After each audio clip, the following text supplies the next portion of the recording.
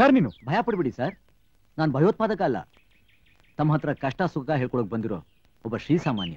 ಕಷ್ಟ ಸುಖ ಹೇಳ್ಕೊಳ್ಳೋದಕ್ಕೆ ಇದೇನಯ್ಯ ನೀನ್ ಅನ್ಸೋ ಪದ್ಧತಿ? ನನ್ ನೋಡ್ಬೇಕಾದ್ರೆ ಒಂದು ಅಪಾಯಿಂಟ್ಮೆಂಟ್ ತಗೊಂಡು ಮೀಟ್ ಮಾಡ್ಬೇಕು ಅನ್ನೋ ಪರಿಜ್ಞಾನ ಬೇಡವಾ ನಿಮ್ಗೆ? ನಿಮ್ಮನ್ನ ನೋಡೋದಕ್ಕೆ ಅಪಾಯಿಂಟ್ಮೆಂಟಾ? ಬಿಡ್ತು ನೀ ಸರ್, ನಿಮ್ ಬಾಡಿ ಗಾರ್ಡ್ಸ್ ನೋಡ್ಬೇಕಾದ್ರೆ ನಾವು ಲಂಚ ಕೊಡ್ಬೇಕು. ಇದೇನಯ್ಯ ಹೀಗೆ ಹೇಳ್ತಿದ್ಯಾ? ನನ್ ಮಾತಲ್ಲಿ ನಂಬಿಕೆ ಇಲ್ಲ ಅಲ್ಲ? ನಾನು ಹೇಳೋ ತಪ್ಪಾಗಿದ್ರೆ ನೋಡಿ ಸರ್. ನೋಡಿದ್ರಾ, ಇಡೀ ಕರ್ನಾಟಕಕ್ಕೆ ಸಿಎಂ ಆಗಿರೋ ನಿಮ್ಮ ಜೀವದ ಬೆಲೆ ಕೇವಲ 100 ರೂಪಾಯಿ ನೋಟು. ನಿಮ್ಮಂತವ್ರ ಪರಿಸ್ಥಿತಿನೇ ಹೀಗಿರ್ಬೇಕಾದ್ರೆ ಇನ್ ಶ್ರೀಸಾಮಾನ್ಯರ ಗತಿ ಏನ್ ಸರ್? ಅದ್ ಸರಿ, ನಿನ್ ಹೆಸರೇನು? ಸೂರ್ಯ. ನೀನು ನಿನ್ನ ನಡವಳಿಕೆ ಬಹಳ ವಿಚಿತ್ರವಾಗಿ ಕಾಣ್ತಾ ಇದೆಯಲ್ಲ. ಅದೇ ನನ್ನ ಸ್ಪೆಷಾಲಿಟಿ ಸರ್. ಅದಿರ್ಲಿ, ನನ್ನನ್ನು ಭೇಟಿ ಮಾಡೋ ಉದ್ದೇಶ ಏನು? ವಿಷಯ ಇದೆ, ನೀವು ಪರ್ಮಿಷನ್ ಕೊಟ್ರೆ ಸ್ವಲ್ಪ ಕೂತ್ಕೊಂಡು ಮಾತಾಡ್ಬೋದಲ್ಲ? ಬಾ. ಅಂತೂ ಸಿಎಂ ನ ಭೇಟಿ ಮಾಡಿ ಬಂದೆ ಅನ್ನು? ಅಷ್ಟೇ ಅಲ್ಲಮ್ಮ, ಮತ್ತೆ ಸಿಎಂ ಅಲ್ಲಿ ಇಂಟರ್ವ್ಯೂ ಮಾಡಿಸ್ತಾರಂತೆ. ಆ ಇಂಟರ್ವ್ಯೂ ನಾನು ಪಾಸ್ ಆದ್ರೆ ನನಗೆ ಖಂಡಿತ ಕೆಲಸ ಕೊಡಿಸ್ತೀನಿ ಅಂತ ಹೇಳಿದ್ದಾರೆ. ಏನೋ ನಿನಗ್ ಕೆಲಸ ಸಿಗೋವರೆಗೂ ನಾನ್ ಮೆಚ್ಚಿದ ಹುಡುಗಿ ಕನ್ಯಾಗೆ ಇರ್ತಾಳೋ ಅಥವಾ ಬೇರೆಯವ್ರ ಮದುವೆ ಮಾಡ್ಕೊಂಡು ಹೊರಟೋಗ್ತಾಳೋ? ಅಯ್ಯೋ, ನೀವೇನು ಯೋಚನೆ ಮಾಡ್ಬೇಡಿಮ್ಮ. ನಾನು ಇಂಟರ್ವ್ಯೂ ನಲ್ಲಿ ಪಾಸ್ ಆಗ್ತೀನಿ, ಕೆಲಸ ಸಂಪಾದನೆ ಮಾಡ್ತೀನಿ, ನಿಮ್ ಮಾಸೇನೋ ನೆರವೇರಿಸ್ತೀನಿ. ಹಾಗಾದ್ರೆ ಹುಡುಗಿನ್ ನೋಡಕ್ ಬರ್ತೀವಿ ಅಂತ ಹೇಳ್ಬಿಡಣ್ವಾ? ಈಗ್ಲೇ ಬೇಡಿಮ್ಮ. ಹುಡುಗಿ ತಂದೆ ಸರ್ಕಾರಿ ಕೆಲಸ ಸಿಕ್ಕದ ಮೇಲೆನೆ ಹುಡುಗಿನ್ ಕೊಡೋದು ಅಂತ ಕಂಡೀಷನ್ ಹಾಕದ ಮೇಲೆ ನಾವು ಅಪಾಯಿಂಟ್ಮೆಂಟ್ ಆರ್ಡರ್ನ ಕೈಯಲ್ಲಿ ಹಿಡ್ಕೊಂಡು ಹೋದ್ರೇನೆ ಚೆನ್ನ. ನೀನ್ ಇಂಟರ್ವ್ಯೂ ಪಾಸ್ ಆಗಿ ಕೆಲಸ ಸಂಪಾದನೆ ಮಾಡ್ತೀಯ ಅನ್ನೋ ನಂಬಿಕೆ ನನಗಿದೆ. ನಾಳೆ ಹುಡುಗಿನ್ ನೋಡಕ್ ಹೋಗ್ತಾ ಇದೀವಿ, ಇದು ಗ್ಯಾರಂಟಿ.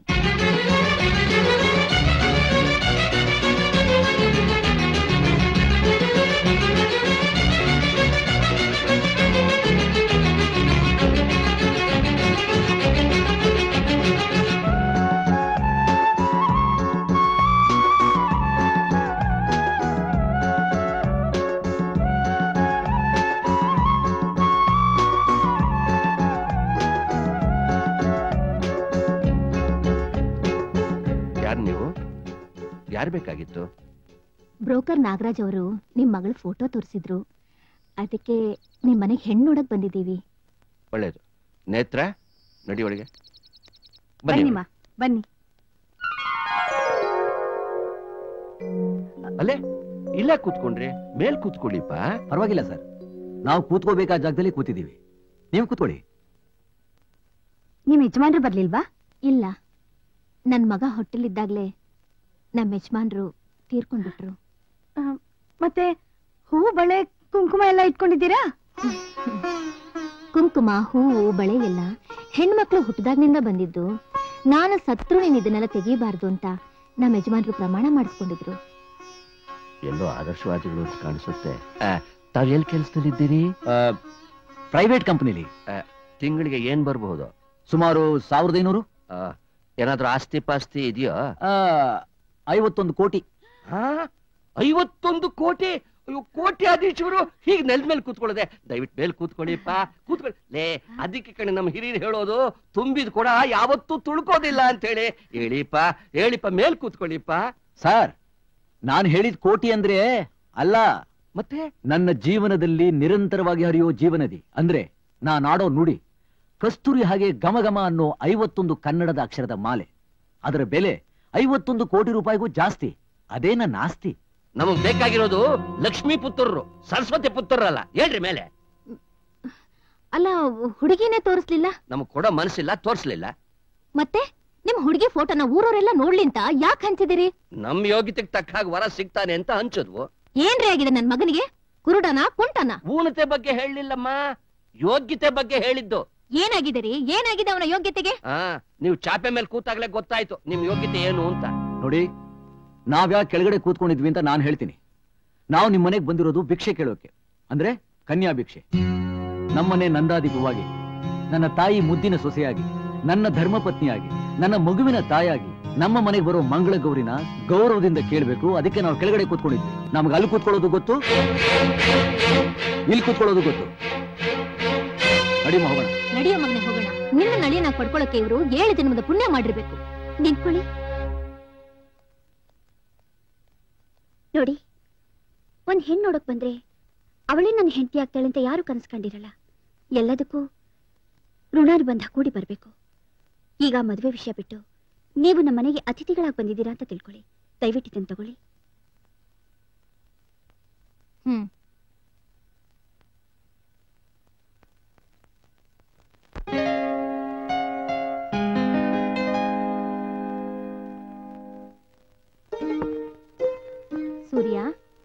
ಮಧ್ಯಾಹ್ನ ಮದುವೆ ಬ್ರೋಕರ್ ಬಂದಿದ್ದ. ಬೇರೆ ಹುಡುಗಿನ ತೋರಿಸ್ತಾನಂತೆ, ನಾಳೆ ಹೋಗೋಣ ಅಂತ ಹೇಳಿದಾನೆ. ಯಾಕೆ ಮೊನ್ನೆ ನೋಡಿದ ಹುಡುಗಿ ಬೇಡವಾ? ನನಗೇನೋ ಹುಡುಗಿ ಒಪ್ಪಿಗೆನೆಪ್ಪ, ಆದ್ರ ಆ ಸಿಡುಕುಮತಿ ಅವ್ರಪ್ಪ ಒಪ್ತಾ ಇಲ್ವೇ? ಅವ್ರು ಒಪ್ದೇ ಇದ್ರೆ ಏನಾಯ್ತು? ಆ ಅಪ್ಪನ ಮಗಳಿಗೂ ಒಪ್ಪಾಯ್ತೆ. ಹಾ ಹೌದೇನು? ಹಾಗಾದ್ರೆ ನೀನ್ ಯಾಕೆ ನನಗೆ ಮೊದ್ಲೇ ಈ ವಿಷಯ ಹೇಳಿಲ್ಲ? ಸಮಯ ಬಂದಾಗ ಹೇಳೋಣ ಅಂತ ಸುಮ್ನಿದ್ದೆ. ಅಮ್ಮ, ನೀನ್ ಯಾವ ಹುಡುಗಿನ ಒಪ್ಪಿದ್ಯೋ ಅದೇ ಹುಡುಗಿ ಮನೆಗೆ ಸೊಸೆಯಾಗಿ ಬರ್ತಾಳೆ, ಓಕೆನಾ? ಓಹೋ, ಈ ಪಾಟಿ ಅಲಂಕಾರ ಮಾಡ್ಕೊಂಡು ರಾಜಕೀಯನೇ ಮಾಡಕ್ ಹೋಯ್ತಿರೋ ಇಲ್ಲ ಮೂಗ್ಬಟ್ ನೆಕ್ಕಕ್ ಹೋಯ್ತಿರೋ ಆ ದೇವ್ರೇ ಬಲ್ಲ. ಬಿಡ್ತೋಲ್ವ, ಬಾರಿ ಮನುಷ್ಯರನ್ನೆಲ್ಲ ನೋಡಕ್ ಹೋಯ್ತಾವ್ನಿ, ಒಸಿ ಗಮ್ ಕೊಡ್ಬಾರ್ದ? ಬಾರಿ ಮನುಷ್ಯನ್ ಮಾತ್ರ ಅಲ್ಲ, ನವನಾರಿ ಮಣಿಗಳನ್ನು ಕದ್ದು ಭೇಟಿ ಆಗ್ತಿರ್ತೀರಾ ಅಂತ ಆಗಾಗ ಬೆಂಗಳೂರು ಪತ್ರಿಕೆಯವರು ಬರೀತಾನೆ ಇರ್ತಾರೆ. ಹೈ, ಓದಿದೀನಿ ಬಿಡ್ರಿ ನಿಮ್ ಯೋಗ್ಯತೆನಾ. ನಮಸ್ಕಾರ ನಮಸ್ಕಾರ. ಏನ್ ನಿಮ್ ಹವಾಲು? ನಮ್ ಏರಿಯಾದಲ್ಲಿ ಮಲೇರಿಯಾ ರೋಗ ಜಾಸ್ತಿ ಆಗೈತೆ. ಜಾಸ್ತಿ ಆಗಿದ್ರೆ ಕಡಿಮೆ ಮಾಡಪ್ಪ ಅಂತ ದೇವ್ರ ಬೇಡ್ಕೊಳತ್ತಾನೆ. ಆಗಲ್ಲ ಸರ್, ಏರಿಯಾದಲ್ಲಿರೋ ದೊಡ್ಡ ಮೋರಿಗೆ ದಿನ DDT ಹೊಡೆದು ಕ್ಲೀನ್ ಆಗಿ ಇಟ್ಕೊಂಡ್ರೆ ರೋಗ ತಡಿಬಹುದು. ದಿನ ಬೆಳಿಗ್ಗೆ 6 ಗಂಟೆಗೆ ಎದ್ದು DDT ಕ್ಯಾನ್ ನನ್ ಬೆನ್ನು ಕಟ್ಕೊಂಡು ನಿಮ್ ದೊಡ್ಡ ಮೋರಿಗೆಲ್ಲ ಹೊಡಿತೀನಿ. ಹೋಗಿ ಕಾರ್ಪೊರೇಷನ್ ಕಂಪ್ಲೇಂಟ್ ಕೊಡೋಗ ಮಗ. ನಿಂದೇನ್ ಹವಾಲು? ನಮಗ್ ಟೈಮ್ ಸರಿಯಾಗಿ ನೀರೇ ಬಿಡ್ತಿಲ್ಲ. ಯಾರು? ವಾಟರ್ ಡಿಪಾರ್ಟ್ಮೆಂಟ್ ನವರು. ಎಲ್ಲೋ ನೀರ್ ಸ್ಟಾಕ್ ಇಲ್ಲ ಅಂತ ಕಾಣಿಸುತ್ತೆ. ಕಾವೇರಿ ಗಲಾಟಿ ಒಂದ್ ಮುಗಿಲಿ, ನೀನ್ ಸಾಕು ಅನ್ನಂಗ್ ನೀರ್ ಬಿಡಿಸ್ತೀನಿ. ತೀರಾ ಅರ್ಜೆಂಟ್ ಆಗಿದ್ರೆ ನನ್ ಗೆಸ್ಟ್ ಹೌಸಿನ ಅಡ್ರೆಸ್ ಕೊಡ್ತೀನಿ, ಅಲ್ಲಿಗೆ ಬಂದ್ಬಿಡು. ಯಾಕೆ? ನಿನಗ್ ಮಾತ್ರ ನೀರ್ ಬಿಡಂಗೆ ಪೈಪ್ ಹಾಕಿಸ್ಕೊಡ್ತೀನಿ. ಸರಿ, ಗೆಸ್ಟ್ ಹೌಸ್ ಬಂದ್ ನೋಡ್ಬೇಕಲ್ಲ, ಕಳಿಸ್ಕೊಡ್ತೀನಿ. ಅವನ್ಯಾರು? ಸದ್ಯಕ್ಕೆ ನನ್ ಗಂಡ ಆಗಿರೋನು. ಗೆಸ್ಟ್ ಹೌಸ್ ವಿಷಯ ತಿಳಿದ ಮೇಲೆ ನಿನಗ್ ಮಿಂಡಾಗವನು. ತೀರಿಕೆ ಬೆಳಗಾಗಿ ಗ್ರಾಚಾರನೇ ಚೆನ್ನಾಗಿಲ್ಲ. ಹಾಕದೊಂದು ನೋಟು ಮಾಡಿಸ್ಕೊಳ್ಳೋದು 108. ನಿಮ್ಮಂತ ಜವಾಬ್ದಾರಿ ಸ್ಥಾನದಲ್ಲಿ ಇರೋರೇ ಹೀಗ್ ಮಾಡಿದ್ರೆ ಇಂಥ ಬುದ್ಧಿವಂತರಲ್ಲ ಏನಾಗ್ಬೇಕು? ಇನ್ನೇನಾಗ್ತಾರೆ? ಟೆರರಿಸ್ಟ್ಗಳು, ರೌಡಿಗಳು ಆಗ್ತಾರೆ ಅಷ್ಟೇ. ನೀನ್ ರೆಡಿ ಏನಪ್ಪ? Ever ready sir. ಶುರು ಮಾಡಿ ನಿಮ್ ಇಂಟರ್ವ್ಯೂನ.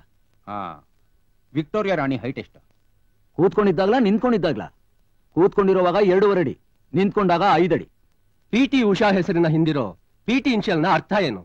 P ಅಂದ್ರೆ ಪಿಳುಗುಳ ಕಂಡಿ, T ಅಂದ್ರೆ ತೆಕ್ಕವರಂ ಬಿಲೆ. ಒಟ್ಟಾಗಿ ಹೇಳ್ಬೇಕು ಅಂದ್ರೆ ಪಿಳುಗುಳ ಕಂಡಿ, ತೆಕ್ಕವರಂ ಬಿಲೆ, ಉಷಾ, PT ಉಷಾ. ಆಹಾ, ಕನ್ನಡ ಎಷ್ಟು ಚಂದ, ಕನ್ನಡ ಎಷ್ಟು ಮಧುರ, ಕನ್ನಡದಲ್ಲಿಯೇ ಮಾತನಾಡುವ ಎಂದು ಲಂಡನ್ನಿನಲ್ಲಿ ಕನ್ನಡಿಗರೊಬ್ಬರಿಗೆ ಹೇಳಿದ ವಿದೇಶಿ ವ್ಯಕ್ತಿ ಹೆಸರೇನು? ಅಕ್ಕಿ. ತಪ್ಪು. ಯಾಕೆ? ಅವರ ಹೆಸರು ರೈಸ್ ಅಂತ. ರೈಸ್ಗೆ ಕನ್ನಡದಲ್ಲಿ ಏನಂತಾರೆ? ಅಕ್ಕಿ ಅಂತ ಹೇಳ್ತಾರೆ. ನಾನ್ ಹೇಳಿದ್ದೇನು? ಅದನ್ನೇ ಅಕ್ಕಿ ರೈಸ್. ಜಪಾನಿನ ಹಿರೋಶಿಮಾ ನಾಗಸಾಕಿ ನಗರಗಳನ್ನ ಸರ್ವನಾಶ ಮಾಡಿದ ಬಾಂಬ್ ಹೆಸರೇನು? ಇಂಗ್ಲಿಷ್ ನಲ್ಲಿ ಲಿಟಲ್ ಬಾಯ್, ಕನ್ನಡದಲ್ಲಿ ಚಿಕ್ಕ ಹುಡುಗ. ನಮ್ಮ ದೇಶದಲ್ಲಿರೋ ಒಂದು ಪ್ರಬಲವಾದ ಬಾಂಬ್ ಹೆಸರು ಹೇಳಿ. ಬುದ್ಧ ಸ್ಮೈಲ್, ಶಾಂತಿ ದೂತ ಬುದ್ಧನ ನಗು ಒಂದು ಬಾಂಬಿನ ಹೆಸರು. ಶಹಜಹಾನ್ ಮಮತಾಜಳ ನೆನಪಿಗೋಸ್ಕರ ತಾಜ್ ಮಹಲ್ ನ ಕಟ್ಟಿಸ್ದ. ಇದು ಎಲ್ರಿಗೂ ಗೊತ್ತೇ ಇದೆ. ಆದ್ರೆ ಆ ಕಟ್ಟಡದ ವಾಸ್ತುಶಿಲ್ಪಿ ಯಾರು? ಯಾಕೆ ಸ್ಟಾಕ್ ಖಾಲಿ ಆಗೋಯ್ತಾ ಅಥವಾ ಉತ್ತರ ಗೊತ್ತಿಲ್ವಾ? ಗೊತ್ತು, ಉಸ್ತಾದ್ ಇಸಾ. ತಾಜ್ ಮಹಲ್ ಯಾರು ಕಟ್ಟಿಸ್ದ? ಯಾವಳಿಗೋಸ್ಕರ ಕಟ್ಟಿಸ್ದ? ಯಾರನ್ನ ಕೇಳಿ ಕಟ್ಟಿಸ್ತಾ ಅಂತೆಲ್ಲ ಪ್ರಶ್ನೆ ಕೇಳ್ತಿದ್ದೀರಲ್ಲ, ಅದೇ ತಾಜ್ ಮಹಲ್ ಕಟ್ಟುವಾಗ ಬೆವರು ಸುಸಿ ಕಲ್ಲೆತ್ತಿರೋ ಒಬ್ಬ ಕೂಲಿ ಹೆಸರು ಗೊತ್ತಾ ನಿಮ್ಗೆ? ಕೂಲಿ ಹೆಸರು ನನಗ್ ಗೊತ್ತು, ಮೊಹಮ್ಮದ್ ಹುಸೇನ್. ಇಷ್ಟೆಲ್ಲ ಮಾತಾಡ್ತಿರಲ್ಲ, ನಿಮ್ಮನ್ನೆಲ್ಲ ಒಂದು ಪ್ರಶ್ನೆ ನಾನು ಕೇಳ್ತೀನಿ. ಸರ್ಕಾರ ತಿಂಗಳು ನಿಮ್ಗೆ ಎಷ್ಟು ಸಂಬಳ ಕೊಡುತ್ತೆ? 10,000. ದಿನಕ್ಕೆ ನೀವು ಎಷ್ಟು ಗಂಟೆ ಕೆಲಸ ಮಾಡ್ತೀರಾ? 8 ಗಂಟೆ. ದಿನಕ್ಕೆ 8 ಗಂಟೆ ಆದ್ರೆ 30 ದಿವಸಕ್ಕೆ ಎಷ್ಟಾಯ್ತು? 240 ಗಂಟೆ. 240 ಗಂಟೆ ಆದ್ರೆ ಎಷ್ಟು ದಿನ ಆಯ್ತು? 10 ದಿನ ಆಯ್ತು. ನಿಮ್ಮ ಲೆಕ್ಕಾಚಾರದ ಪ್ರಕಾರ ತಿಂಗಳಿಗೆ ನೀವು ಕೆಲಸ ಮಾಡೋದು 10 ದಿನ ಆದ್ರೆ ವರ್ಷಕ್ಕೆ 120 ದಿವಸ ಆಯ್ತು. ಅದರಲ್ಲಿ 54 ಭಾನುವಾರ ತೆಗೆದ್ರೆ ಉಳಿಯೋದು 66 ದಿವಸ.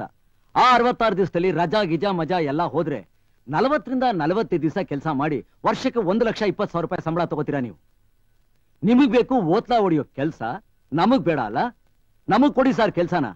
ಈ ದೇಶನ ಸ್ವಲ್ಪನಾದ್ರೂ ಮುಂದೆ ತಗೊಂಡು ಹೋಗಕ್ ನಾವು ಪ್ರಯತ್ನ ಪಡ್ತೀವಿ. ಕೇಳಿದ್ರ? ಸರ್ಕಾರದಿಂದ ಸಂಬಳ ಸೌಲಭ್ಯ ಎಲ್ಲ ತಗೊಂಡು ನಿಮ್ಮಂಥ ಬುದ್ಧಿಜೀವಿಗಳು ಈ ದೇಶಕ್ಕೆ ಕೊಡ್ತಾ ಇರೋ ಕೊಡುಗೆನ. ಹೋಗ್ರಿ, ಏನ್ ನಿಂತ್ಕೊಂಡಿದ್ದೀರಾ? ಹೋಗ್ರಿ. ಸೂರ್ಯ ಸರ್, ಬರೋ ಶುಕ್ರವಾರ ಸಂಜೆ 5 ಗಂಟೆಗೆ ಸರಿಯಾಗಿ ಬಂದು ನನ್ನ ನೋಡಿ ಅಪಾಯಿಂಟ್ಮೆಂಟ್ ಆರ್ಡರ್ ಕೊಡ್ತೀನಿ. Thank you sir. ಇಲ್ಲಿ ನಿಲ್ಸಪ್ಪ.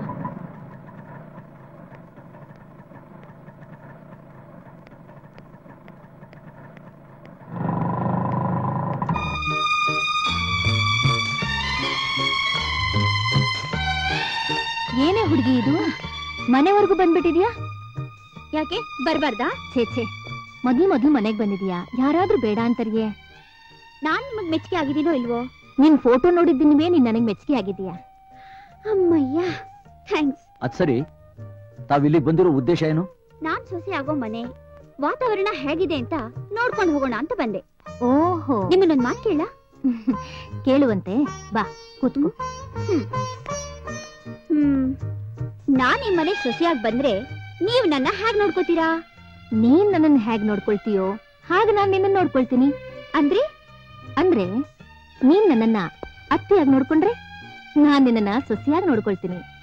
ನೀನ್ ನನ್ನ ತಾಯಿಯಾಗಿ ನೋಡ್ಕೊಂಡ್ರೆ ನಾನ್ ನಿನ್ನ ಮಗಳಾಗಿ ನೋಡ್ಕೊಳ್ತೀನಿ. ಒಟ್ನಲ್ಲಿ ನೀನ್ ಹೇಗಿರ್ತೀಯೋ ನಾವು ಹಾಗಿರ್ತೀವಿ.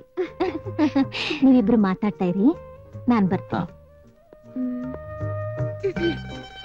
ನಿಮ್ಮನ್ನೊಂದೆರಡು ಪ್ರಶ್ನೆ ಕೇಳ? ವರ ಪರೀಕ್ಷೆನಾ ನಡೆಸಿ. ಕೆಲವು ಗಂಡಸರು ಹೆಂಡತಿನ ಕಂಡಾಗ ಮಂಗನ ಹಾಗೆ ಆಡ್ತಾರೆ. ಯಾಕೆ? ಹೆಂಡತಿ ಅನ್ನೋ ಪದದಲ್ಲಿ ಹೆಂಡ ಇರೋದ್ರಿಂದ. ದಂಪತಿಗಳಲ್ಲಿ ಪತಿಯ ಪರಿಸ್ಥಿತಿ ಏನು? ದಂಪತಿಗಳಲ್ಲಿ ದಮ್ಮನ್ನು ಕಳೆದುಕೊಂಡವನೇ ಪತಿ. ಈ ಕೇಳೋ ಪ್ರಶ್ನೆಗೆ ಉತ್ತರ ಕಿಂಡಲ್ ಆಗಿರ್ಬೇಕು. ಹೇಳಿ. ನಿಮಗೆ ಹೆಂಡತಿ ಮೇಲೆ ಪ್ರೀತಿ ಜಾಸ್ತಿ ಆದ್ರೆ ಏನ್ ಮಾಡ್ತೀರಾ? ದಂತಕ್ಷತ ನಖಕ್ಷತ ಮಾಡ್ತೀನಿ. ದಂತ ಅಂದ್ರೆ ಹಲ್ಲು, ನಖ ಅಂದ್ರೆ ಉಗುರು, ಕ್ಷತ ಅಂದ್ರೇನು? ಗುರ್ತು. ಅಂದ್ರೆ ನಿಮಗ್ ಪ್ರೀತಿ ಜಾಸ್ತಿ ಆದ್ರೆ ಕಚ್ಚೋದ ಗೆಲ್ಲೋದೆಲ್ಲ ಮಾಡ್ತೀರಾ? ನೀ ಹೌದ್ರಿ, ಉತ್ತರ ಕಿಂಡಲ್ ಆಗಿರ್ಬೇಕು ಅಂತ ಹೇಳಿದ್ರಿ, ಕೊಟ್ಟೆ. ಅದೇ ನಾನು ಹೋಗ್ಬಿಟ್ಟು ಮೊದಲನೇ ಸಲ ಮನೆಗ್ ಬಂದಿದ್ಯಾ, ಈ ಉಡುಗೊರೆ ತಗೋ. ಸೂರ್ಯ, ನನ್ನ ಮುದ್ದು ಸೊಸೆನ ಜೋಪಾನವಾಗಿ ಮನೆಗೆ ತಲುಪಿಸ್ಬಿಡ್ ಬಾಪ್ಪ. ಆಯ್ತಮ್ಮ.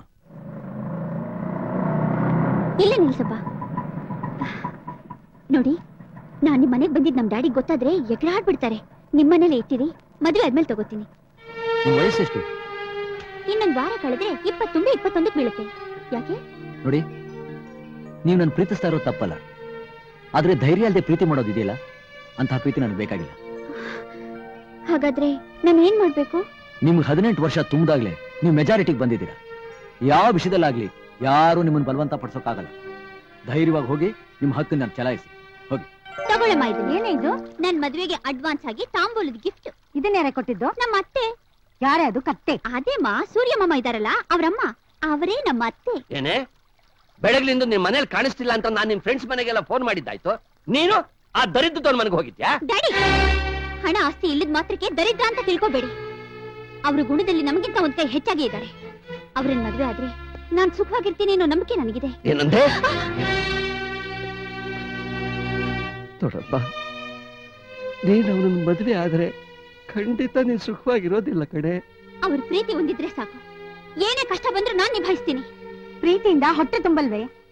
ಲೇ, ಇವನಿಗೆ ಬಿಟ್ರೆ ಆಗಲ್ಲ ಕಣೆ. ಇವತ್ ಸಂಜೆಗೆ ಒಬ್ಬ ಗಂಡು ಬರ್ತಾನೆ, ಅವ್ನ್ ಕುತ್ಕೈಗೆ ಇವನ್ ಗಂಟು ಹಾಕದ ಹಾಗೆಲ್ಲ ಸರಿ ಹೋಗುತ್ತೆ. ಅಲ್ಲಿವರೆಗೂ ಇವಳು ಭದ್ರವಾಗಿ ಆ ರೂಮ್ ನಲ್ಲಿ ಕೂಡ ಹಾಕಿರು.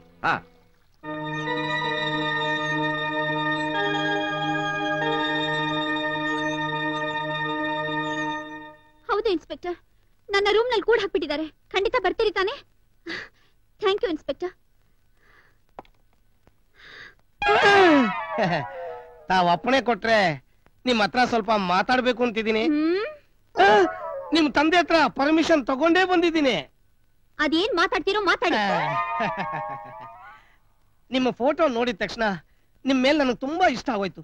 ನನಗೂ ಅಷ್ಟೇ. ಸೂರ್ಯ ನೋಡಿದ ತಕ್ಷಣ ತುಂಬಾ ಇಷ್ಟ ಆಗೋಯ್ತು. ಅದು ನಡೆದೋದ ಕತೆ. ನಾನು ನಿಮ್ಮ ಗಂಡನಾಗ್ಬೇಕು ಅಂತ ನಿಮ್ಮ ತಂದೆ ಪರ್ಮಿಷನ್ ಕೊಟ್ಬಿಟ್ಟಿದ್ದಾರೆ. ನನ್ನ ಜೀವನದ ಒಂದೇ ಗುರಿ ನಿಮ್ಮನ್ನು ಮದುವೆ ಆಗೋದು. ಹಾಗೇನಾದ್ರೂ ನೀವು ಬಲವಂತವಾಗಿ ಮದ್ವೆ ಆದ್ರೆ ನಂದೋ ಒಂದ್ ಗುರಿ ಇರುತ್ತೆ. ಏನದು? ನೀವ್ ಮಾಡೋ ಊಟದಲ್ಲೋ ಅಥವಾ ಟಿಫನ್ ನಲ್ಲೋ ಒಂದಷ್ಟು ವಿಷ ಹಾಕ್ಬಿಡ್ತೀನಿ. ಪರವಾಗಿಲ್ಲ ಬಿಡಿ, ಇನ್ಮೇಲೆ ನಾನು ಏನ್ ತಿನ್ಬೇಕಾದ್ರೂ ಬಹಳ ಹುಷಾರಾಗಿರ್ತೀನಿ. ನಿದ್ದೆ ಮಾಡ್ಬೇಕಾದ್ರೆ ಯಾರು ಹುಷಾರಾಗಿರಲ್ವೇ? ಅಂದ್ರೆ ಅಂದ್ರೆ ಗುಂಡ್ಕಲ್ ತಗೊಂಡ್ಬಂದು ತಲೆ ಮೇಲೆ ಎತ್ತಾಕ್ಬಿಡ್ತೀನಿ. ಪ್ರಾಣ ಒಂದೇ ಏಕೆ ಖಲಾಸ್.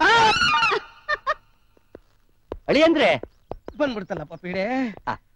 ಮಾತೆಲ್ಲ ಆಡಿದ್ರ? ವಾ, ಹಾಗಾದ್ರೆ ಯಾವಾಗ ಇಟ್ಕೊಳ್ಳೋಣ ಮುಹೂರ್ತ? ಯಾವ್ದಕ್ಕೆ? ಮದುವೆಗೆ. ಮದ್ವೆಗೆ ಯಾಕೆ? ನಾನು ತಿತ್ತಿಗೆ ಇಟ್ಕೊಳ್ಳಿ. ನೋಡಿ, ಬದುಕಿದ್ರೆ ಬಸ್ ಸ್ಟಾಂಡ್ ಅಲ್ಲಿ ಬಟಾಣಿ ಮಾರೋ ಹುಡುಗಿನ ಬೇಕಾದ್ರೆ ಮದುವೆ ಆಗ್ತೀನಿ. ನಿಮ್ ಮಗಳ ಸವಾಸ ಬೇಡವೇ ಬೇಡ. ವೆಂಕಟಸ್ವಾಮಿನವ್ರು ಯಾರ್ರಿ? ನಾನೇ. ಏನ್ ವಿಷಯ? ನಿಮ್ಮ ಮಗಳು ನೇತ್ರಾವತಿ, ವಯಸ್ಸು 20, ಓದಿರೋದು BA. Final year fail. ನಾನ್ ಫೇಲ್ ಆಗೋದಕ್ಕೂ ನಮ್ಮ ಅಪ್ಪನೇ ಕಾರಣ. MBBS ಓದಿ ಡಾಕ್ಟರ್ ಆಗ್ತೀನಿ ಹಿಂದೆ, ಅದಕ್ಕೂ ಬಿಡ್ಲಿಲ್ಲ ನಮ್ಮ ಅಪ್ಪ. ಆ ಜಿದ್ಗೆ ಫೇಲ್ ಆದೆ. ನಿಮ್ ಮಗಳು MBBS ಓದ್ತೀನಿ ಅಂದ್ರೆ ನೀವ್ ಯಾಕೆ ಬೇಡ ಅಂದ್ರೆ? ಹಾ, ಅದಕ್ಕೂ ನಾನೇ ಉತ್ತರ ಹೇಳ್ತೀನಿ. ಹೆದ್ರು ಪುಕ್ಲು ಮುಂಡೆದ್ ನೀನು ಹೆಣ ಕೊಯ್ಯೋಕ್ ಎಲ್ಲಿ ಹೋಗ್ತೀಯಾ? ಬಾಯ್ ಮುಚ್ಕೊಂಡ್ BA ಓದು ಅಂದ್ರು. ಹೀಗೆ ಪ್ರತಿಯೊಂದಕ್ಕೂ ನಿಂಗೆ ಏನೂ ಗೊತ್ತಾಗಲ್ಲ, ಬಾಯ್ ಮುಚ್ಕೊಂಡ್ ಬಿದ್ದಿರು ಅಂದು ಈಗ ನಾನ್ ಬಾಯ್ ಬಿಚ್ಚಿದ್ದಕ್ಕೆ ಮೇಲ್ಗಡೆ ರೂಮ್ನಲ್ಲಿ ಕೂಡ ಹಾಕಿದ್ದಾರೆ. ಅವ್ರ ಮನೆಯಲ್ಲಿ ಇವಳು ತಲೆನ್ ಚೆನ್ನಾಗಿ ಕೆಡ್ಸ್ಕಳ್ಸಿದಾರಲ್ಲ. ರೀ ಸ್ವಾಮಿ, ಈಗಿನ ಕಾಲದಲ್ಲಿ ಹುಡುಗ ಹುಡುಗಿರ್ಗೆ 16 ತುಂಬ್ತಿದ್ದಂಗೆನೆ ಅಪ್ಪ ಅಮ್ಮನ್ ಗೋಲಿ ಹೊಡೆದು ಓಡಾಗ ಕಾಲ ಇದು. ಅಂತದ್ರಲ್ಲಿ ಮೆಜಾರಿಟಿ ಬಂದಿರೋ ನಿಮ್ ಹುಡುಗಿ ಲವ್ ಮಾಡಿ ಓಡ್ ಹೋಗದೆ ಮನೇಲೆ ಇದ್ದಾಳಲ್ಲ, ನಿಮ್ ಪುಣ್ಯ. ಪಾಪ ಆ ಪುಣ್ಯ ಇವ್ರಿಗಿಲ್ವಲ್ಲ. ಇವ್ರ ಮಗಳಿಗೆ 15 ತುಂಬ್ತಿದ್ದಂಗೆನೆ ಹಳೆ ಕಳ್ಳನ್ ಜೊತೆ ಓಡ. ಈಗೇನು ಆಕೆನ ಬಂಧನದಿಂದ ಬಿಡಿಸ್ತಿರೋ ಇಲ್ಲ ನಿಮ್ ಮೇಲೆ ಚಾರ್ಜ್ ಶೀಟ್ ಹಾಕಿ ನಿಮ್ಮನ್ನ ತಳ್ಳೋ? ಅದು ಪಾಯಿಂಟ್. ಇನ್ಸ್ಪೆಕ್ಟರ್, ನಾನ್ ಹೋಗಿ ನಮ್ ಸೂರ್ಯ ಮಾಮನ್ ನೋಡ್ಬೇಕು. ನನ್ನ ಬೇಗ ಈ ಬಂಧನದಿಂದ ಬಿಡಿಸಿ ಸೇಫ್ಟಿ ಆಗಿ ಕರ್ಕೊಂಡು ಹೋಗ್ತೀರಾ? ತಡಿಯಮ್ಮ ತಂಗಿ, ನಿನ್ನ ಕರ್ಕೊಂಡೋಗಿ ನಾನೇ ಅಲ್ಲಿ ಸೇರಿಸ್ತೀನಿ. ರೀ ವೆಂಕಟ ಸ್ವಾಮಿಗಳೇ, ಆ ಸೂರ್ಯನ್ ಬಗ್ಗೆ ನಿಮ್ ಮಗಳು ಇಷ್ಟೆಲ್ಲಾ ರಂಪ ಮಾಡೋದ್ ನೋಡ್ತಾ ಇದ್ರೆ ಆತ ಏನು ಕಾಂಜಿ ಪಿಂಜಿ ತರ ನನಗ್ ಕಾಣಿಸ್ತಾ ಇಲ್ಲ. ನಿಮ್ ಮಗಳನ್ನ ಅವನಿಗೆ ಕೊಟ್ಟು ಮದುವೆ ಮಾಡೋದು ಸೇಫ್ಟಿ. ಇಲ್ಲ ಅಂದ್ರೆ ನಿಮ್ ಮಗಳು ಹೇಳ್ದೆ ಕೇಳ್ದೆ ಅಷ್ಟೇ. ಸರಿ, ನಾನೇ ಆ ಹುಡುಗನ ಹತ್ರ ಹೋಗಿ ಡೀಟೇಲ್ ಆಗಿ ಮಾತಾಡಿ ಮುಹೂರ್ತ ಫಿಕ್ಸ್ ಮಾಡ್ತೇನೆ. Thank you daddy, thank you.